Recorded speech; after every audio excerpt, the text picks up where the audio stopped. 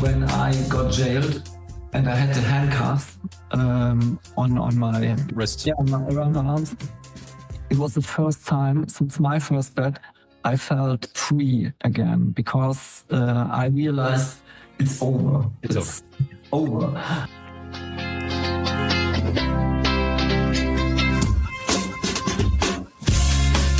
Thomas Melchior placed his first soccer bet in 2005.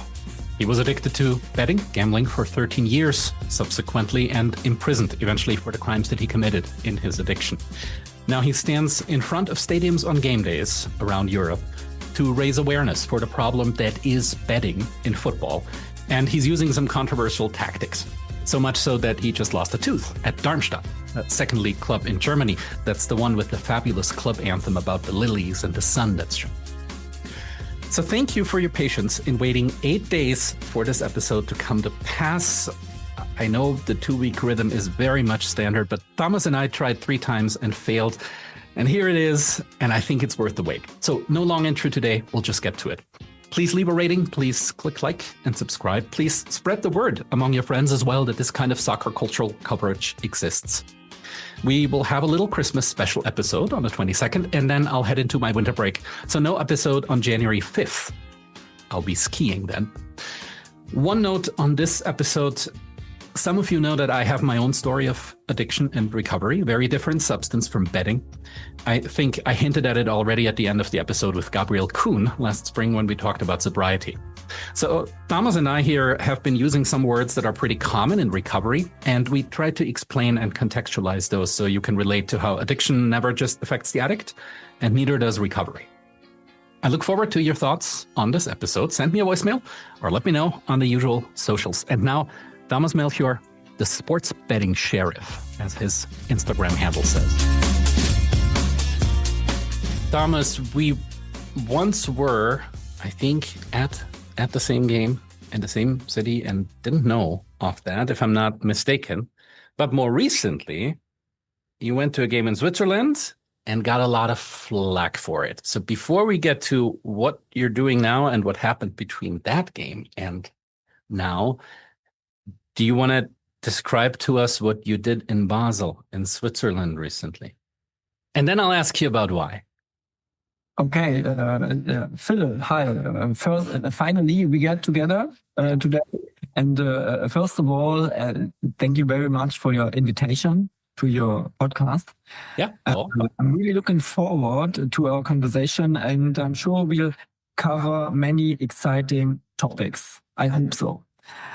What did I do in Basel? Yeah, I think it's a very good question. I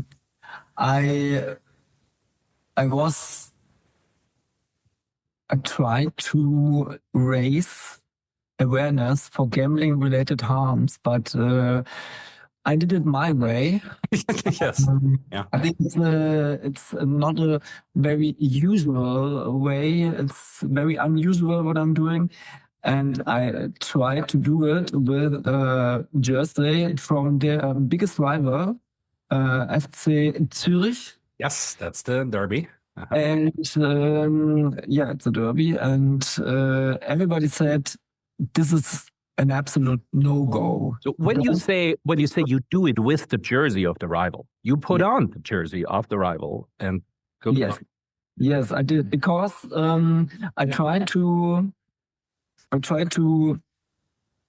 get attention for this very difficult topic for gambling addiction.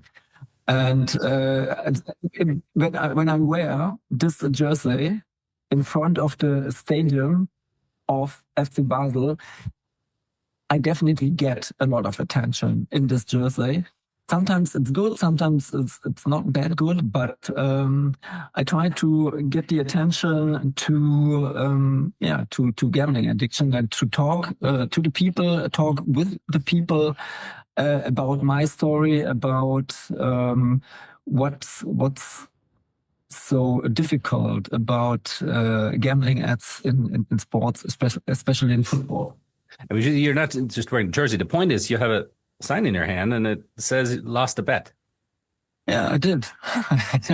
People come up to you and say, what the hell are you doing in this jersey here? And you say, Yeah. What do you respond? Yeah, the sign is my lifesaver, by the way, because if I don't have the sign, I think I get a lot more trouble than I got, because I want the people to ask me, what bet did you lose? And if they ask me, I tell them, yeah, I lost a lot of bets, many thousands of bets in my life, because I was addicted to gambling for more than 13 years, and I lost 800,000 euros. And at the end of my gambling career, I was sentenced to 5.5 years in prison. And that's nothing people expect when they see me the first time. So it's a little surprise for everyone, but I wanna paint some pictures in their head, and I want them to ask themselves what happened to this guy, that he does this in front of the stadium, with the jersey of their biggest rival. Yeah. You've done this in multiple places now. The Instagram page has gotten a lot of traction, especially more recently, and we'll talk about future plans as well, or a little bit of a best of your past.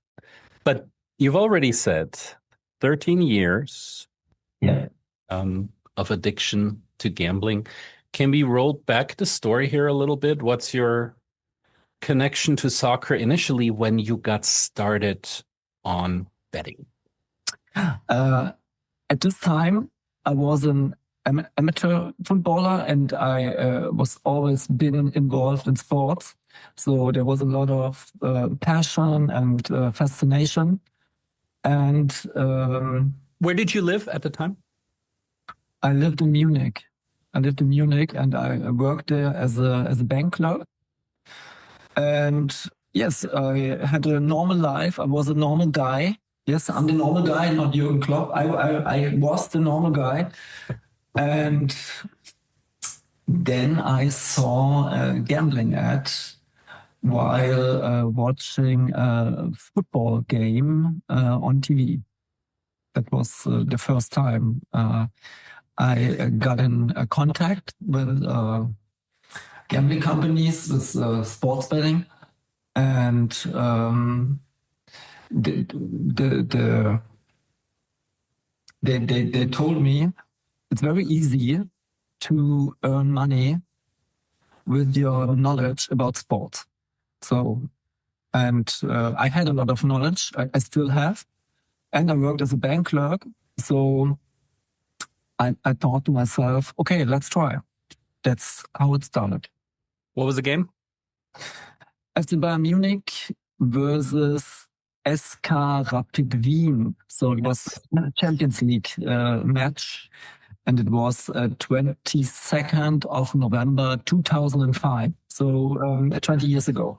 I remember that day well. And this is, by the way, the game I thought you were in the stadium. You just said you were watching it on TV, and that's where you saw the ad.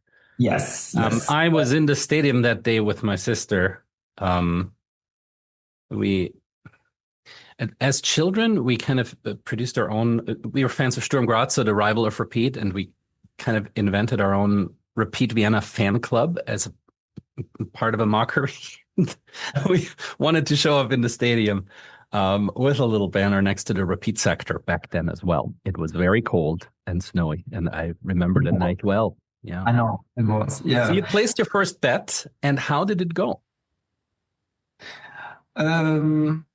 Unfortunately, it went very well, but not as good as you think, because what do you think? Did I win? So I won my first bet, and I placed €10. To be honest, I don't know what did I place my money on. So for me, it was completely I don't know, something I had no experience. So I placed a bet about €10. What did you think? What do you think? Did I win? I will out myself here early. I've never placed a bet on any sports game or anything, so no experience. But okay, you put €10 in. I'll say you got 30 back. No. I I got no, with my first bet, I just won €1. I placed the bet about with €10, and I got back €11. So I just won one single euro. But for me as a bank clerk, it wasn't just €1. It was 10%. 10% in 45 minutes because I placed the bet in halftime. So, and 10% in 45 minutes is very good. Very I think. good. Yeah. Very good. And I think that was a moment I said to myself, okay, Thomas, just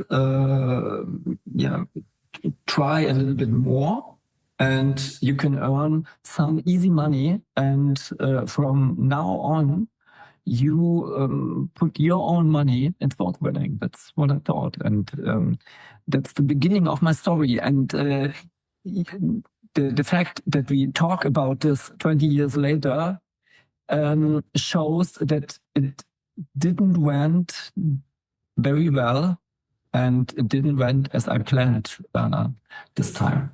Yeah. This is 20 years ago. So let me think. Gambling is still, or sports betting advertising is still illegal in the US.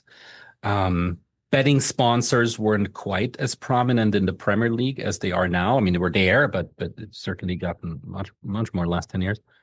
How much ads were there back then? Did you immediately then respond to all of them and open accounts at every one of the betting firms? Was it kind of an underground market that you went into? How did the practice look like? The thing is, it was illegal in Germany as well because there were no official licenses to do this. But there was something like black market, something like this. Yeah. Yeah, and it was like Wild West because we had a lot of gambling companies in Germany, and there was no regulation for this, and I had just one a gambling company I worked with. Yeah. Of course, many more, but but there are TV ad. You said you saw a TV ad for gambling during the game. Right? I had placed my first bet on not on the mobile phone because there were no smartphones at this time. Yeah. Back in the year 2005, I had a Nokia phone, and I was able to call, to write a short message, and to play Snake, and that's it. So it's a little bit different than today. Yeah. So I had to place my first bet on a computer, my brother's computer, and the next day, I came back from work. And instead of going to the gym or going to football, I spent the whole evening in front of my brother's computer and placed, I think, 43 or 44 bets. And I spent a lot more time with sports betting than I ever thought it's possible. Yeah. Was it exciting? Unfortunately, yes. Yeah. It was because I felt something I never felt before. I had no experience with addiction. I never smoked in my life. I've never taken drugs, and I never had any problem with alcohol. So yeah, as I said, I was a normal guy with a normal job and a normal life. And then I saw this gambling ad on TV, and I never thought this could be a problem and this could change my life. But now I know it completely changed my life. How successful were you early on? Not really. You know what I mean? Financially successful, right? Really successful. Not really successful. First of all, I lost. I think I lost 600 euro within 1 week, and then I lost. We got some money for Christmas from my, what is it, when I'm an employee for my. Oh, your employer, yeah. Mm-hmm. Yes, for my company, I got some money, some extra money for Christmas. Yes, quite common in Germany and Australia. Yeah, and it was 2,000 euro, and I lost this money within, I think, 1 or 2 weeks, and that was the first time I said to myself, or I thought, something happens, but I don't know why. It felt a little bit. I don't know. I was completely overwhelmed with what happened, but in a negative way. And I felt helpless, I think. Yes. Yeah. Was it just German soccer that you were? No, of course not. The second day I placed bets on Italian volleyball or Russian ice hockey or yes, I think in my sports betting career I did so many trips around the world, and I've seen so many cities, or I think any possible kind of sports I placed bets on. So this is what happens very often, because you start with something popular like football, Champions League, but then when addiction comes through, you get you do everything and any time. So I spent so much time in front of my brother's computer and later on my mobile phone, and it's crazy.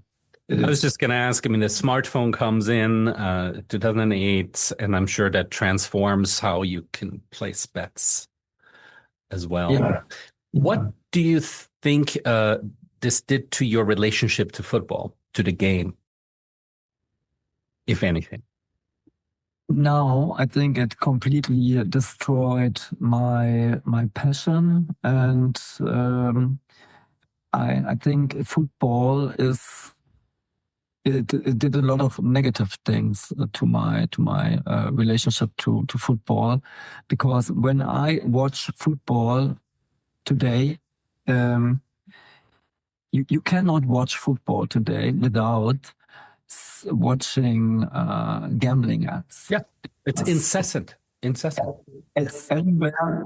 It's in TV. It's in front of on the jerseys. It's around the soccer field. It's everywhere, and I think it's a very very very big danger especially for younger people, and for everyone who is who has some passion for sports or for football.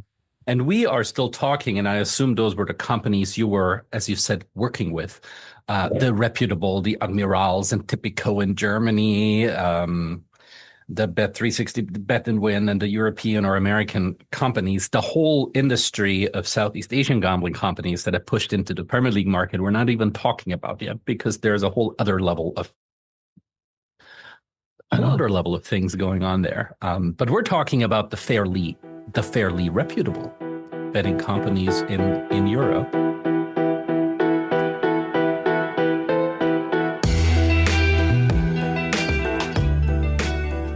They also treated you, or at least they tried to treat you like a special customer, didn't they?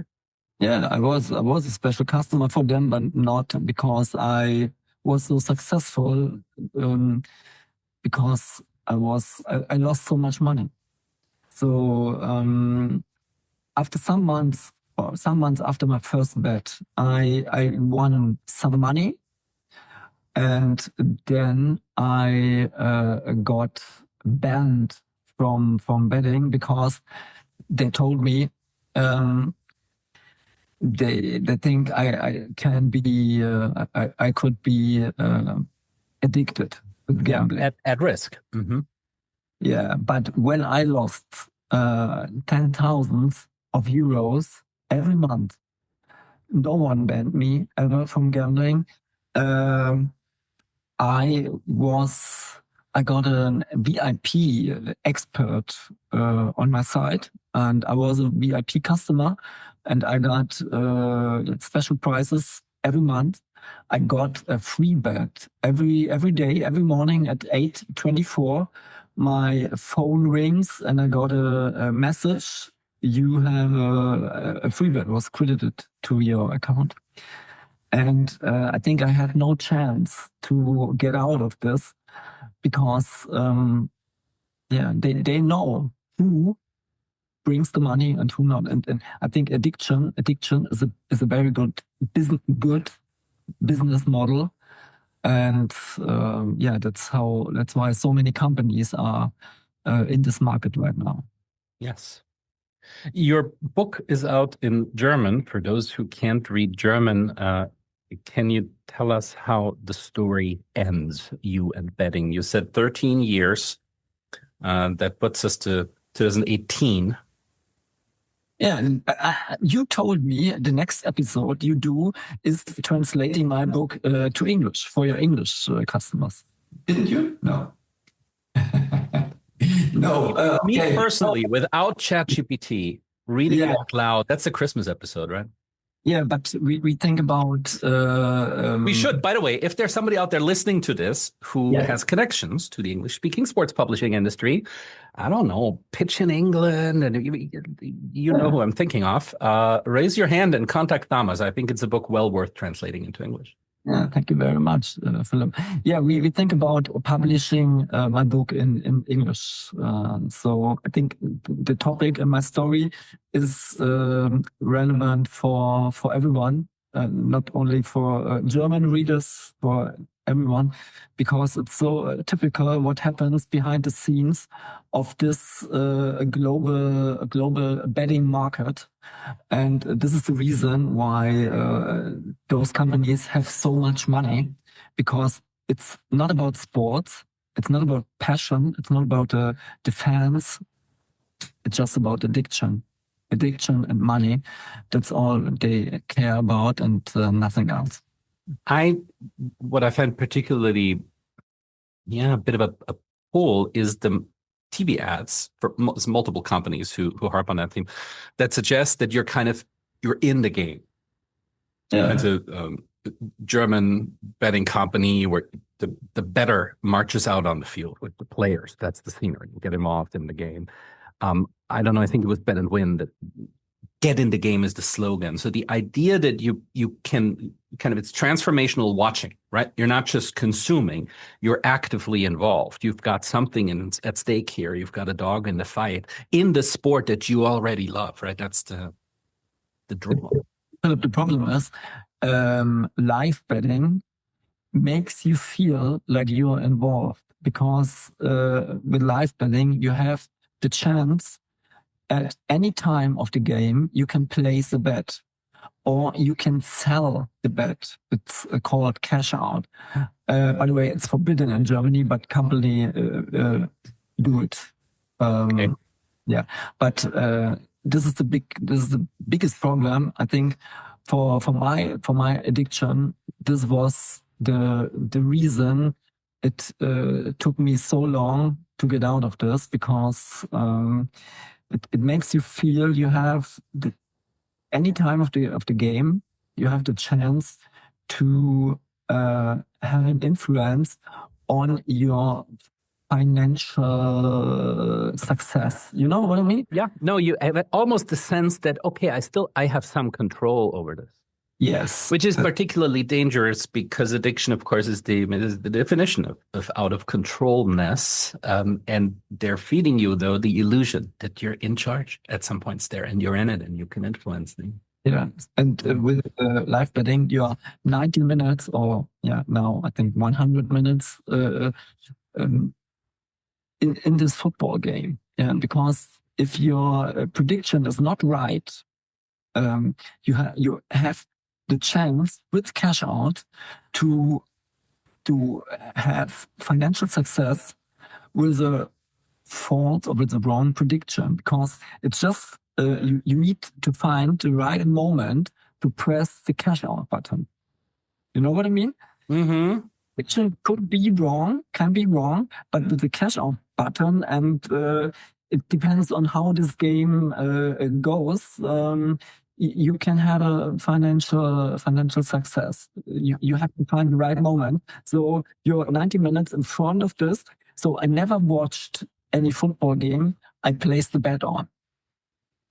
No, because I think it made me too nervous to watch what happens. And for sports betting, it's not necessary to watch the game on TV or live. It's just necessary to look at the gambling company on The data. Yes, on the data. The data is everything. Yeah, it's the data. Yeah. How did it end for you, your run with betting? Not okay. By the way, at the end, I think it ended up the best possible way this time, because I got jailed. There's nothing you expect when I say it ended up well, but I took myself or brought my life to a point. I just had two options. Option one is go to jail. Option two is I commit suicide, because I was completely. I lost everything. And when I say everything, I mean everything. I lost my job, my family, I lost my friends, my girlfriend. I lost my future, I lost my money, I lost everything I once loved. And at the end, I just had those two options. And when I got jailed and I had the handcuffs on my wrist, around my arms, it was the first time since my first bet I felt free again, because I realized it's over. It's over. And I think it's hard to understand for something who's not involved with addiction, but that's how I felt, and I'm very thankful for this feeling, because I never expected this before, and so at this moment I got back my life. Those who don't have a lot of experience with how addiction paths can go are probably going to think now, well, why didn't you stop halfway through? There are, 12-step groups, there are self-help programs, there is, come on, Thomas. How would you, and I think I can relate. I know. I quite a bit of what you're telling as well. I completely understand what you try to say.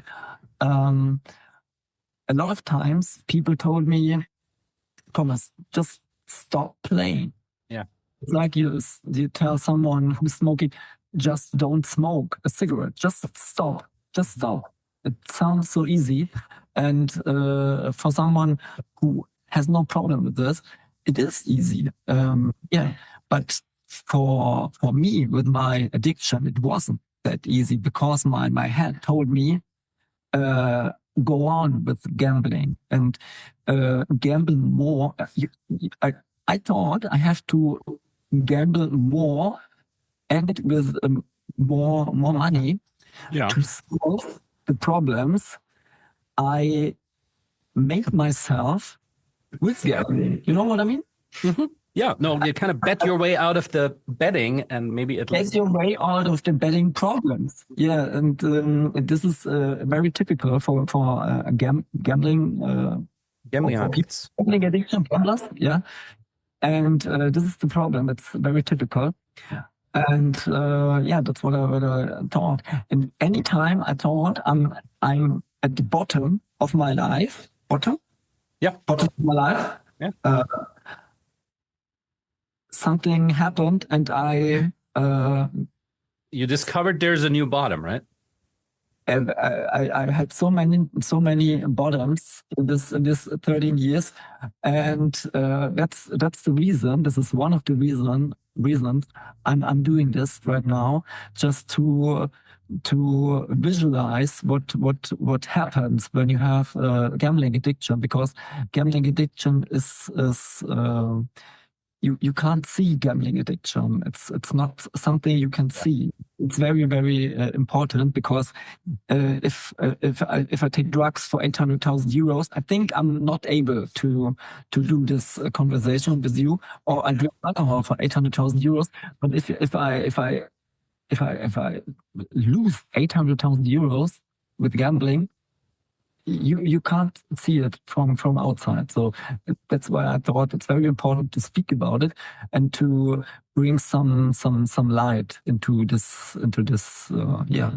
You can't see it from the outside, and what you also can't see is the harm on families. Oh yes. It's a customer base is heavily male. I would say heavily around our age too, especially in the West, Europe, North America. Yeah. And the damage that this does to family networks, you mentioned in your book, chronicle how you stole money from some of the people closest to you. That also goes invisible. Yes, of course, because there's some kind of co-addiction. This is, I don't know. Codependency is the English term, and even for those who aren't familiar, it might be worth explaining. So yeah, go on. Yeah, because my family tried to help me. Yeah. And they tried to. I told them I have financial problems, and my family had the money. So yeah, it was not easy, but they thought, yeah, they tried to help me and give me the money, and thought my problems are solved. But this is not what gambling addiction is like, because when you get money, you go on with gambling. This is the problem. And I told my mom and my dad so often that this is the last time I'm asking them for money.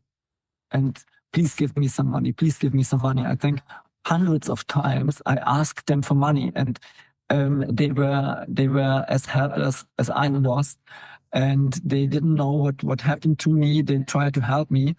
And this is what I want to say to people who are involved with gambling addiction right now.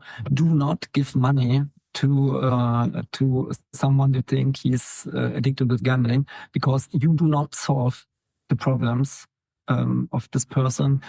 You just make it go longer. You know what I mean? Yeah, you prolong it. Yeah. Yeah. It's adding fuel. It's giving alcohol to an alcoholic, right? Yes, right. So you're sitting in the police car, handcuffed. You went to jail. The world kept turning in the meantime. Did you, when you were arrested then, already have a view of, oh, wait a second, this is an addiction, this is the industry, and I will dedicate the rest of my life to battling this? Or did you enter a few years of work on yourself in recovery there? First of all, I was happy to survive. First thing I thought. And I thought, I can't change the past, but I have the future in my own hands. Yes. Yeah. That's the only thing you can change at this point. I can't. Yeah, of course, it's not good what happened those 13 years. And I thought to myself, I want to do anything possible to minimize the damage, financially and emotional. And then I never felt imprisoned. My whole imprisonment, I never felt imprisoned. I was a lucky prisoner. It sounds a little bit strange, but I was, because I know I have a lot of power, and I can reach a lot of things. Just do it. Just try, and just try to get back in life. And I know my imprisonment is a very very the time is very important for me and for my future. And but the real work begins when I'm out of prison. That's what I'm thought in this moment. But I think I did pretty well so far. A lot of work on yourself and a lot of work on what we could call restitution, or if you're familiar with 12 steps program, it's called amends, right? So you kind of try to make good some of the emotional, financial, material damage you've caused. Did you, when you came out of, go ahead. Protect other people from doing the same, or to prevent, or is it the word prevent? Yes, prevention. Yeah. So that's the other big part of your event, and that's what all your game visits and match visits are about. How did that come about when you came out of jail? Was it the immediate plan to launch a kind of a public campaign that this is now, or you said, I will never watch a soccer game again? Didn't you want to stay away from all of it? Even if you don't want to watch a soccer game in Germany, it's right. It's Germany. It's soccer everywhere, and there are gambling companies everywhere as well. So I did a campaign with myself as a prisoner and in handcuffs. I did some kind of poster next to the jail, and there was a slogan. And it was the first time I tried to get some attention on this problem. So, and then I had a lot of articles in newspapers. Okay. And but when I left the prison, the old problems came back. So it was very very difficult for me to get a flat. And first. At the first time, it was impossible to get some kind of job because as a bank clerk, I'm not allowed to work anymore, and that's okay. So I had to find a solution for those two problems, and then I had some kind of I started half a year after when I was free again. Mm-hmm. I had a problem with gambling again. What is it? What's the word? Back? Good question. There's a word for it. I'm blanking on it as well. Backsliding. Yeah, I had. Yeah. But I was relapse. But I was able to get away from this after a few weeks, and I think this was the moment I realized, okay, it's if I go on with this, I go back to prison. So I have to do something special. And I think from this moment on, I took a step by step on the ladder upstairs. Did you notice yourself at that point that, oh, that's a problem, don't touch this again? I noticed. I noticed this before, but gambling addiction is very very.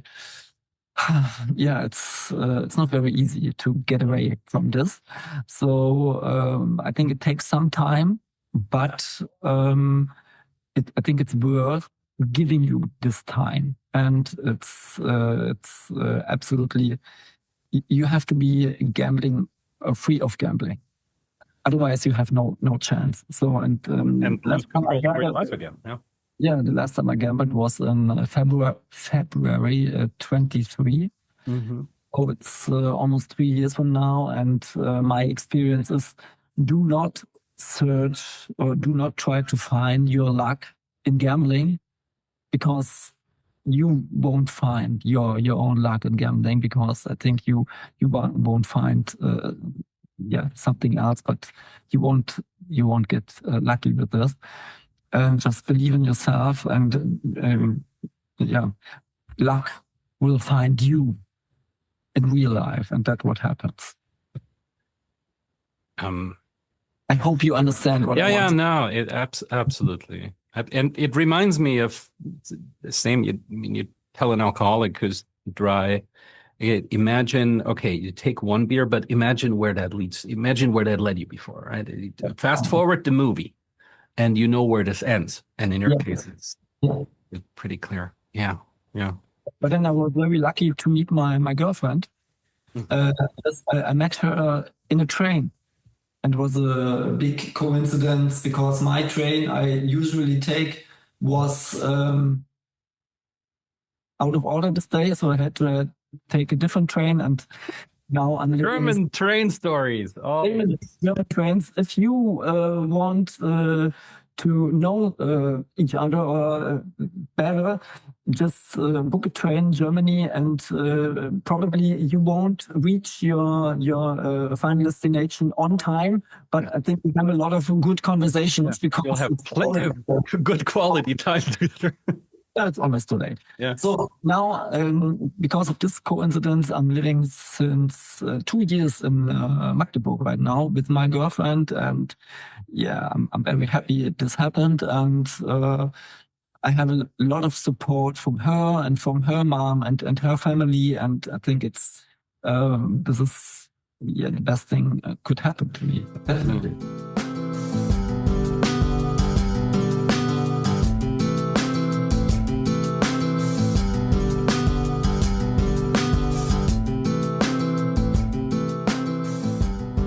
How are the structures, besides partner, family, for gambling addicts?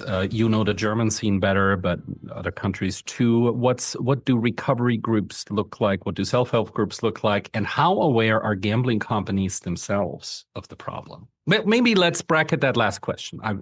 I'll ask that later. But what's the structure for recovering addicts like?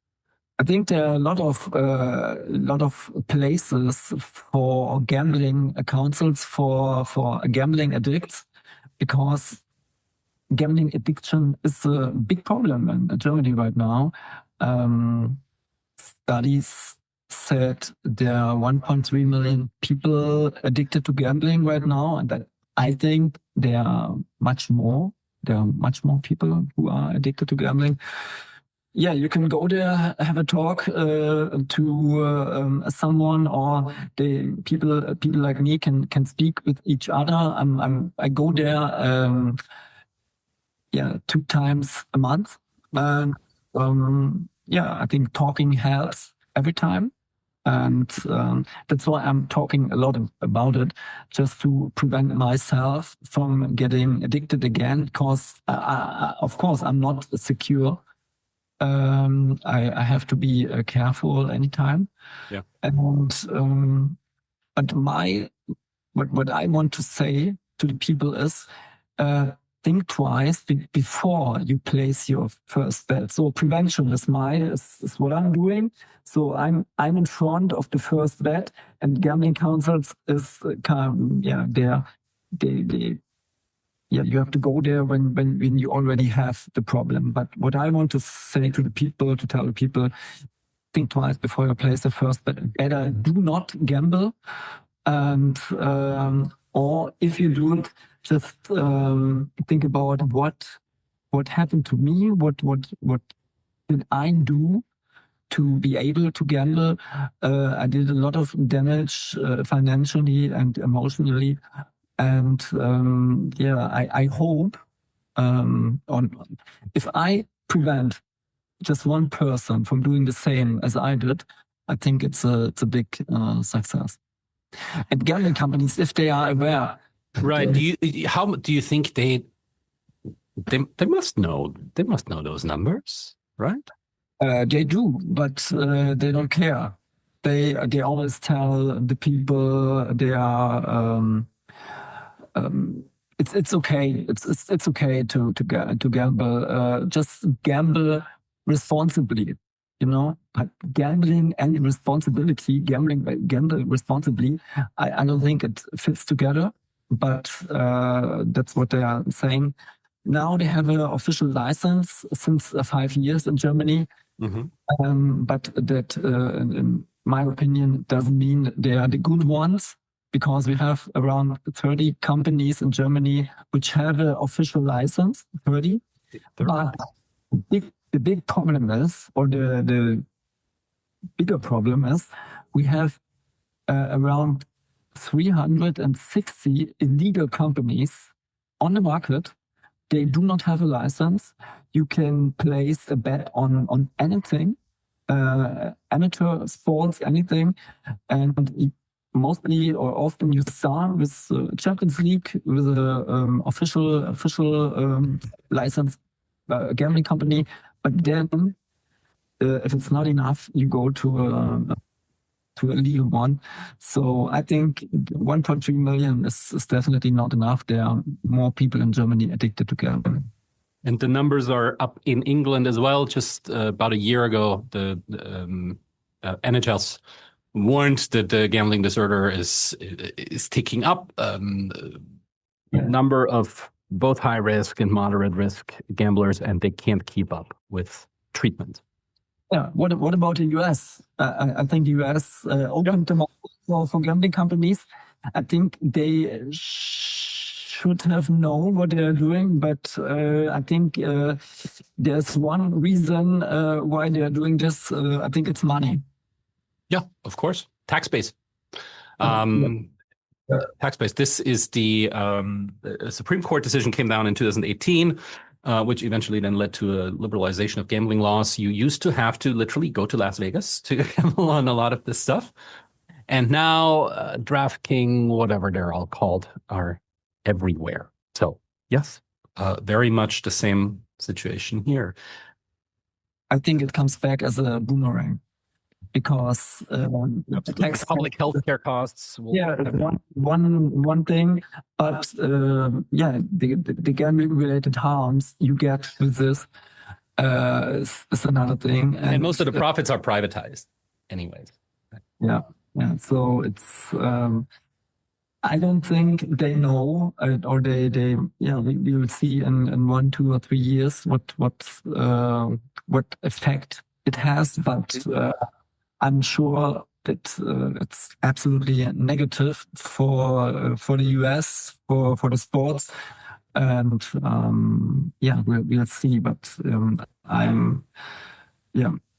don't know what they're thinking about. But it's money. First thing is money. Yeah. Cool. We'll go back to your own personal journey here soon. But since we're at the industry. What kind of regulation do you think we would need, especially around soccer right now? If we can just talk on a general scale, so not maybe country specific. In Germany or in the US? Let's stick with Germany, which you know best. And then I don't know the betting situation here super well, but I can chime in and see what applies. I think we need more prevention at school. This is very important. We need more prevention at school and less gambling ads in sports or in TV. This is one important thing I think the government should do. It's the same in the US. I don't know. Have you got any, or do you have any prevention at school? I don't think so.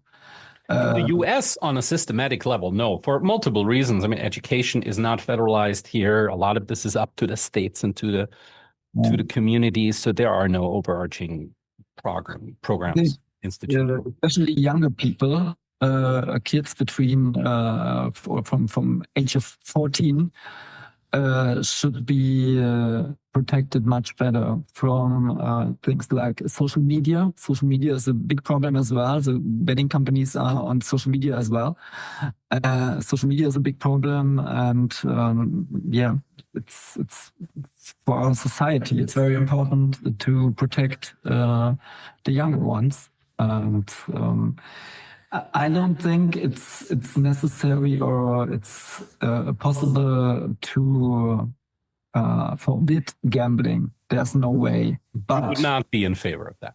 No, definitely not. But if less people start gambling, gambling companies have less money for their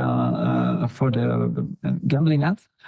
So I think it's maybe it's it's better not to forbid this. It's better to tell the people, okay, you can do it, but be careful, and to tell the people that the what's the word? Codependency, yeah, or codependence. What? Codependency. Codependency. Yeah. If they realize there's someone who has a problem, try to do something, and that not happens what happened to me before. When I thought I reached the bottom, I reached another bottom. So there are a lot of possibilities for an intervention. Is it right? For what now? Interventions, yeah.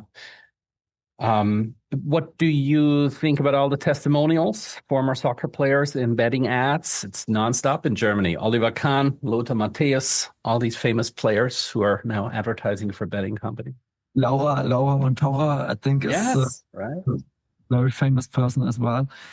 I think they sell their good names for a very, very highly risky product, and I do not know if they realize what are they talking about, because I think they get a lot.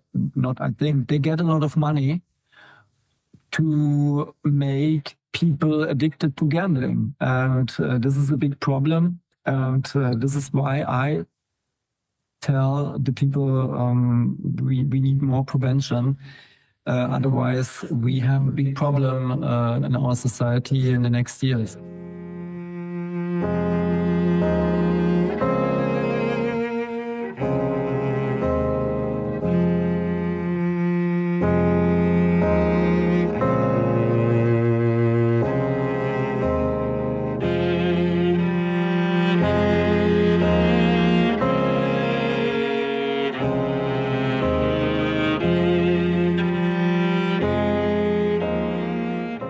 Turn to your personal activism a little bit. These game day visits, where you stand there in the jersey of a rival with a sign that says "lost a bet," have gathered a lot of attention online. What's emerged from that? What kind of conversation can you feel the tide turning a little bit based on what you pick up from the interest you receive in media, to the book that just came out as well? Is the discussion changing a little bit? It is, because there's a lot of attention on gambling addiction in Germany right now, because this was the first time someone did something like this on social media, and social media has a lot of power, not always for the good, but this time it was for a very, very good thing, and in my opinion, a good thing. Yeah. Don't think it's a good thing, but yeah, I have a lot of interesting communications, and we talk about this today, you and me. So I think there are a lot of doors opening right now, and it's a very important topic, and it's on the table. Do you say this? No, absolutely, yeah. It's on the table, and if gambling companies want to talk about it or not, now we have to. Everyone speaks about gambling addiction, and we'll see what happens next. But I was very surprised about this big success, because I never thought something like this could happen.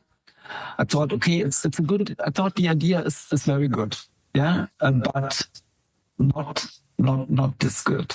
But what was the first time where you thought, okay, this is going viral? The first weekend we did it. We started 3 months ago, and the first game was in Bielefeld. It's a small city in Germany, and yes, we are familiar with Arminia Bielefeld on this podcast. Yes. Okay. Mental favorite of some listeners, I think, as well. Okay, then greetings to Bielefeld. I was wearing, or I was wearing the jersey from the biggest rival. It's the Preußen Münster, and before I took off my jacket, I thought about what happens, or what do we do if nothing happens. Yeah, no one's bothered. Yeah, that's what we thought about. And then I took off my jacket, and I think for a few seconds it was completely quiet. I don't know. I was looking around, people looking at me. They were confused about what they are seeing right now. And then they started taking pictures. They came to me, asked me what kind of bet did you lose, and that was the beginning. And it's 3 months from now, and I never thought this could happen. We wanted to do a YouTube video, but after the first weekend, we decided, okay, this we can't hide this anymore. We have to do it on social media. And at this time, I had 700 followers on Instagram. Now I have 49,400, and in the last 3 months, I had more than 45 million views.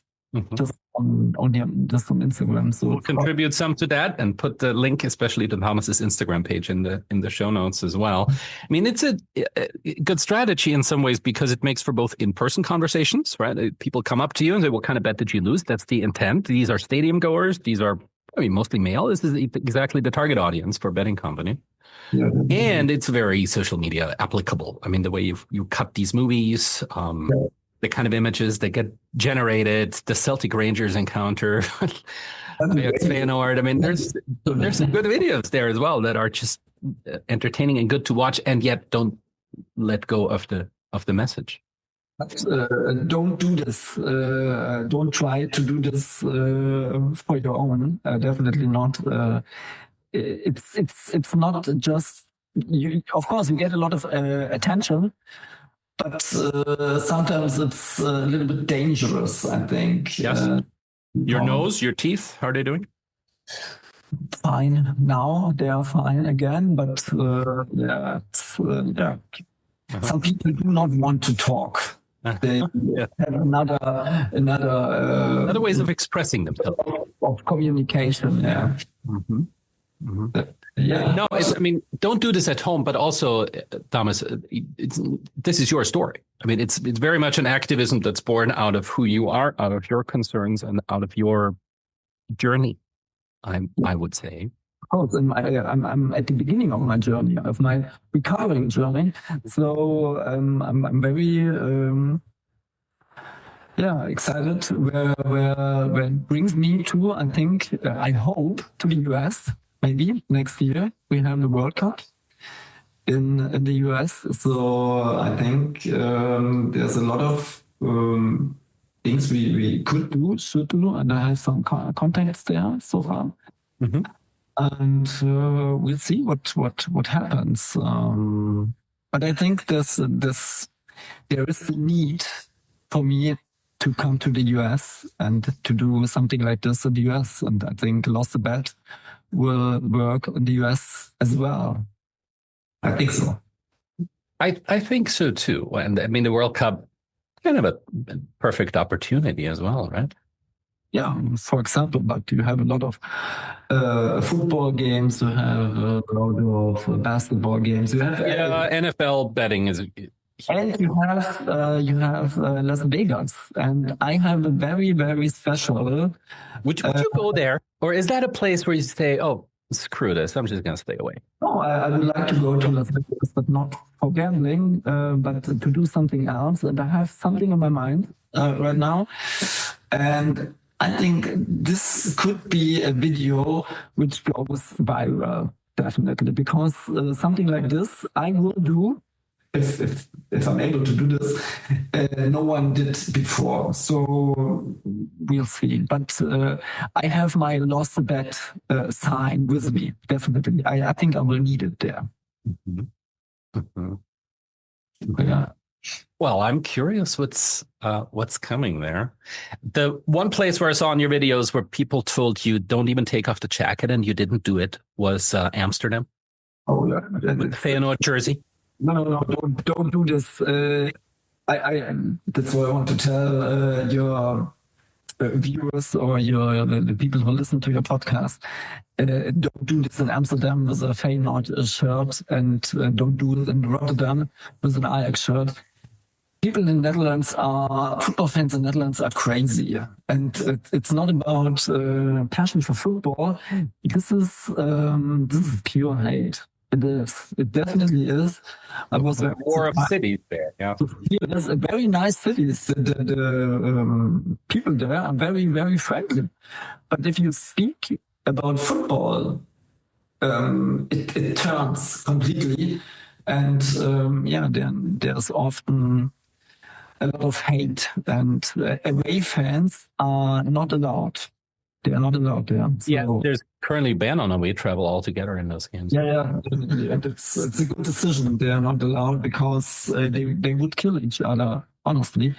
And that's nothing. You didn't take your jacket off there, but plenty of other good video. Which one did you think went especially well? Where did you have a conversation? You said, okay, this made a tangible difference. Did you feel here? You never know when you put videos out into the world what somebody else is gonna make. Yeah, but when you have these in-person conversations, was there anything that sticks out? There's a lot of things which went very, very well.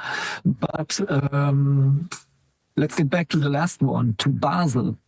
Basel with the Zurich jersey. I never thought that this works, but it did.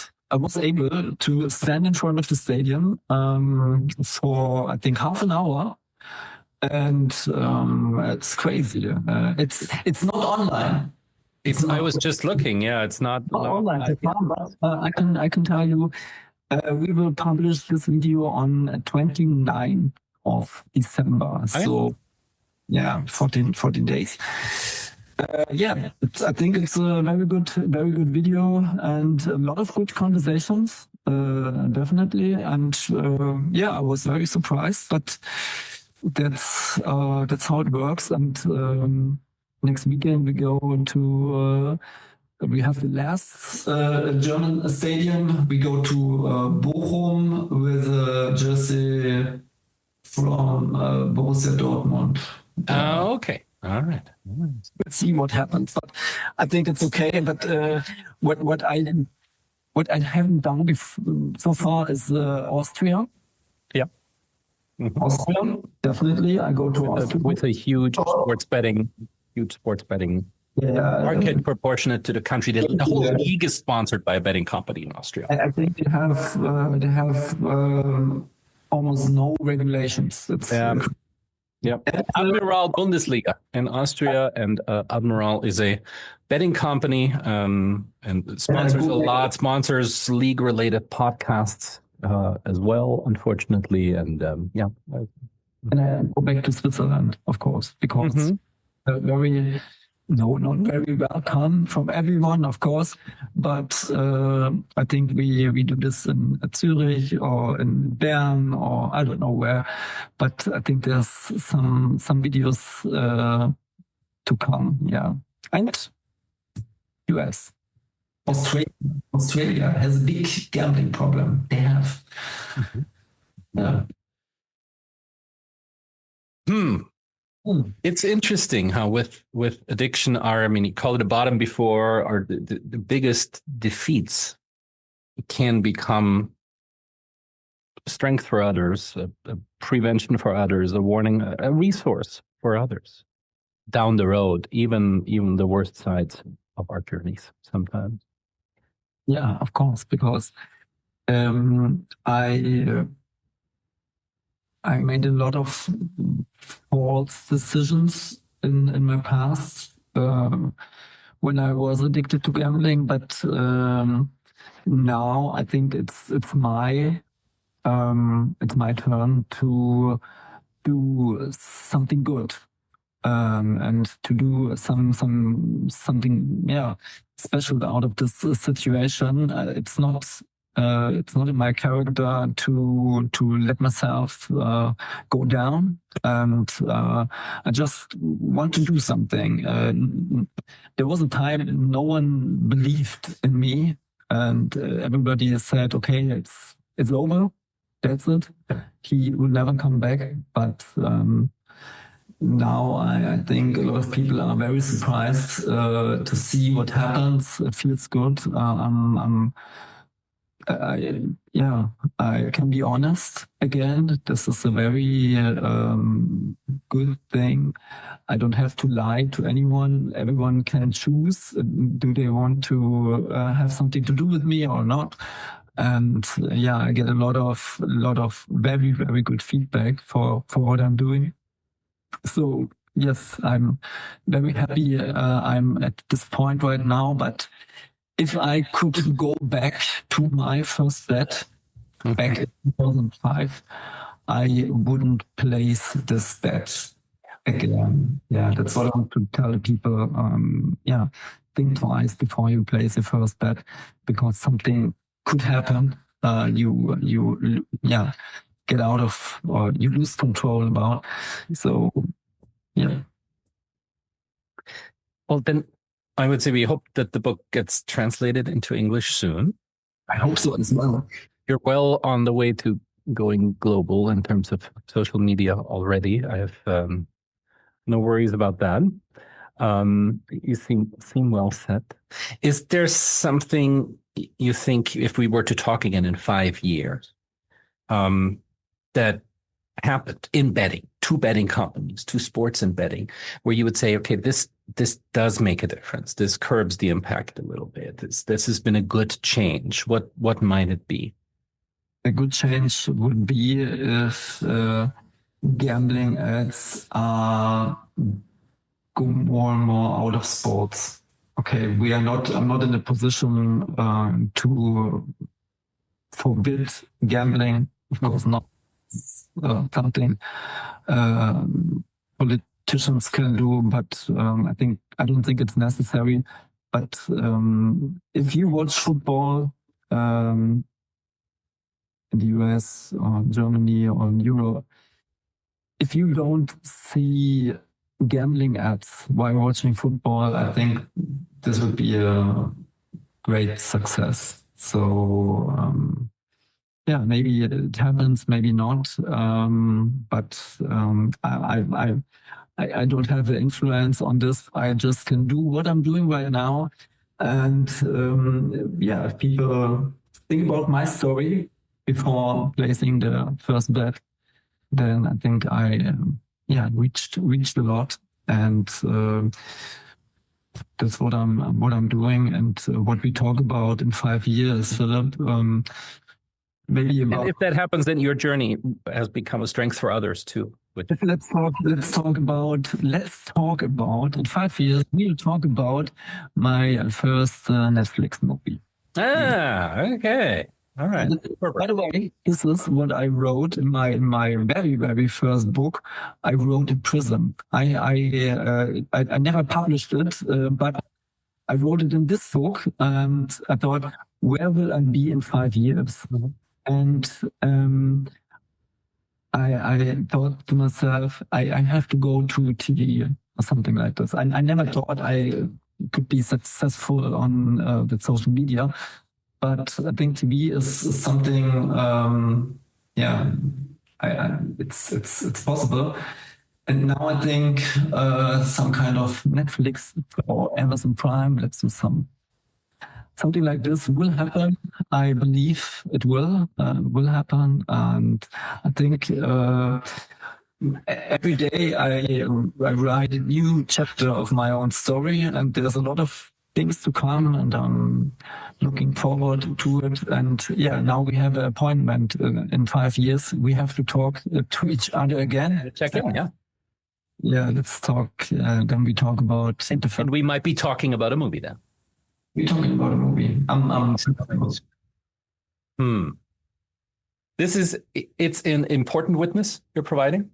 It's credible. It's not just small generic talk or political talk. It comes with the power of a dramatic personal story, an authentic personal story, and it comes with honesty. And I think that's what we need in this discourse. I'm very glad to see this activism go big.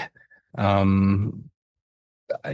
seen and know the impact that addiction can have on families, but also the betting companies in particular have on how people view the game, view their own involvement in it, and the negative impact on youth. West Ham, you will notice, is shirt sponsors, a betting company, and fans have been pushing back and forth on this for quite a while now. Yeah. Thank you, Thomas.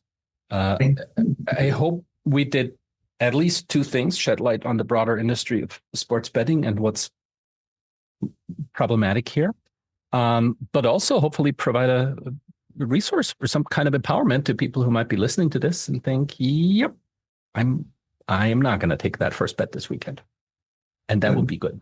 Good, definitely, and think twice before you place your first bet, and watch football, watch sports, have passion for your favorite team, for your favorite sports, but do not have any kind of passion for gambling. That's my advice. And we will hear or see each other in 5 years from now. Latest, or you come over to the World Cup. We'll meet. We'll find a way to meet up.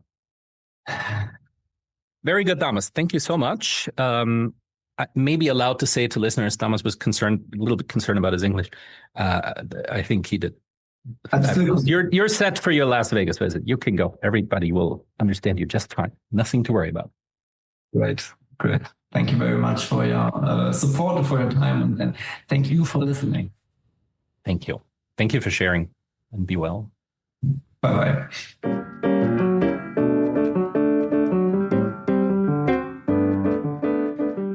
I think you agree. The story was worth the wait, and I think we'll hear from Thomas again. The shirts he is wearing at these appearances normally have his name printed on the back, and they're the shirts of the rival of the local team, normally. He is somewhat regularly auctioning those off to benefit a football-related charity for childhood cancer. So far, they have raised $1,000 already. If you'd like to participate, I'm sure you'll find the next time that happens on his social media profiles as well. So another positive fallout from a story of addiction and of recovery. I'll record again right before Christmas, traditional Christmas episodes next Monday. And then a little Christmas break, and I'll go skiing, and then we'll be back again. Thank you so much for waiting, for listening. It means a lot that people are hanging on to this, that people are watching the updates when an episode doesn't quite arrive on time. And again, my apologies. This really doesn't normally happen, but this time it did. And I think the result is a good one. So be well,